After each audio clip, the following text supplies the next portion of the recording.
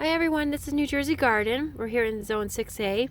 I wanted to show you a nice spring flower that blooms for quite a long time. This is Forget-Me-Not, and I've actually planted 3 different varieties. This is the mid-sized variety in terms of height. It gets about, I would say, about a foot tall. There's a lower growing variety that blooms a little later, and I'll show you that next week when that starts to bloom. Right now it's May 2nd. And these have been blooming already for a couple weeks, and they'll bloom for another couple weeks, so they're very long blooming. They are getting a little bit of some little animals, some bug is nibbling at them a little bit. There's little tiny holes in the leaves. It's not very noticeable, but you can probably see a little bit of that.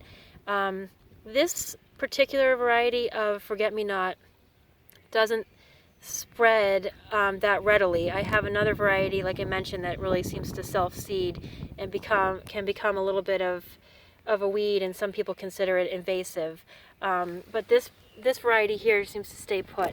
And I will say that after it does bloom, there is a clump of somewhat unattractive, brown leaves that you have to kind of look at all summer. So what a good idea is to plant this in between some other nicer looking foliage with some other flowers, because when this dies down to the ground after it flowers, it doesn't look the most attractive. But it's very pretty in the spring.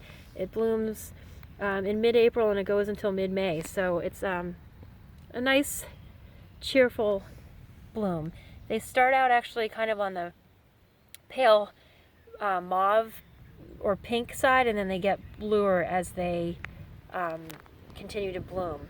So it's a nice long lasting bloom, and I wish I could tell you the exact species of this, but this is Forget-Me-Not.